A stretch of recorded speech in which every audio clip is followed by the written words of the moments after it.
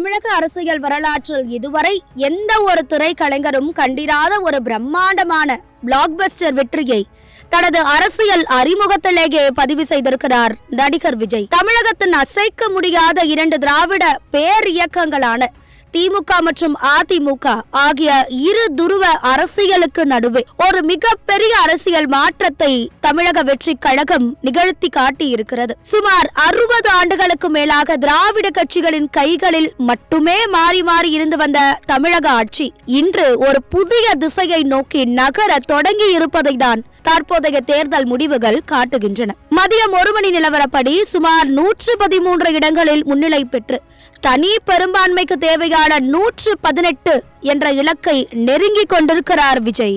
இந்த தேர்தல் முடிவுகளில் மிக முக்கியமான அதிர்ச்சியாக பார்க்கப்படுவது தமிழக முதலமைச்சர் மு.க. ஸ்டாலின் தனது சொந்த தொகுதியான கொளத்தூரில் பின்னடைவை சந்தித்திருப்பதுதான். தாவேக வேட்பாளர் வி.எஸ். பாபுவிடம் முதலமைச்சர் பின்னடைவை சந்தித்திருக்கிறார் என்று யாரும் எதிர்பார்க்கவில்லை. ஆனால் ஆக்சிஸ் மை இந்தியா போன்ற கணிப்புகள் சொன்னதை போலவே சென்னை உள்ளிட்ட பல முக்கியமான தொகுதிகளில் தாவேகா ஒரு ஜெயண்ட் கில்லராக உருவெடுத்துள்ளது. ஏன் இந்த மாற்றம்? தமிழக மக்களுக்கு கடந்த பல சதாப்தங்களாக திமுக அல்லது அதிமுக என 2 வாய்ப்புகள் மட்டுமே இருந்து வந்தன. ஆனால் பல ஆண்டுகளுக்கு பிறகு மக்களுக்கு 3வது ஒரு சாய்ஸ் கிடைத்துள்ளது. இதனை விஜய் மிக சரியாக பயன்படுத்திக் கொண்டார். தனது பிரச்சாரங்களில் திராவிட சித்தாந்தத்தை முழுவதுமாக புறக்கணிக்காமல் பெரியாரின் சமூக நீதி பாதையையும் அண்ணா மற்றும் எம்ஜிஆரின் ஆசிகளையும் பெற்றவனாக தன்னை முன்னிறுத்தியது நடுநிலை வாக்காளர்களை வெகுவாக கவர்ந்துள்ளது. குறிப்பாக திமுக அரசின் மீது நிலவிய சட்ட ஒழுங்கு சீர்கேடு மற்றும் நிர்வாக அதிருப்தி ஆகிய ஆன்டி இன்குபென்சி அலை மொத்தமாக விஜயின் பக்கம் திரும்பியுள்ளது. இந்த தோல்வி திமுகவிற்கு ஒரு மிகப்பெரிய பாடமாக அமைந்திருக்கிறது. கடந்த 7 ஆண்டுகளில் ஹாட்ரிக் வெற்றிகளை பெற்று வந்த திமுக 2011 சந்தித்த ஒரு சரிவை போல மீண்டும் ஒரு பின்னடைவை சந்தித்துள்ளது. குறிப்பாக இளைஞர்கள் மற்றும் முதல் முறை வாக்காளர்களின் ஓட்டுகள் மொத்தமாக தாவேகா பக்கம் சாய்ந்திருப்பது திமுகவின் வாக்கு வங்கியை பலவீனப்படுத்தி உள்ளது. அதே சமயம் அதிமுகவின் நிலை சற்று ஆறுதல் தருவதாக இருந்தாலும் அவர்களால் ஒரு வெற்றிகரமான மாற்றாக உருவெடுக்க முடியவில்லை என்பதுதான் யதார்த்தம். ஓ பன்னீர்செல்வம் மற்றும் செங்கோட்டையன் போன்ற மூத்த தலைவர்களின் விலகலும் அதிமுகவிற்கு ஒரு பின்னடைவாக பார்க்கப்படுகிறது.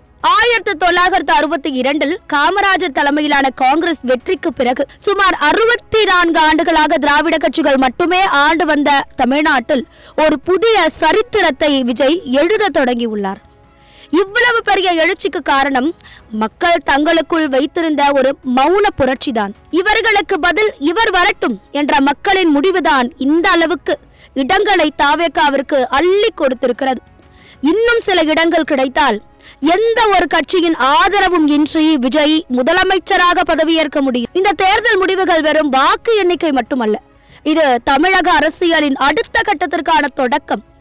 அனுபவம் வாய்ந்த ஜாம்பவான்களை வெறும் 1 வருட அரசியல் பயணத்தில் விஜய் மிரள வைத்திருப்பது தமிழகம் ஒரு புதிய அரசியல் பாதையை தேடி ஓடிக்கொண்டிருக்கிறது என்பதையே உறுதிப்படுத்தி இருக்கிறது. அடுத்த சில மணி நேரங்களில் இறுதி முடிவுகள் வெளியாகும் போது கோட்டையில் அமரப்போவது யார் என்பது முழுமையாக தெரிந்துவிடும்.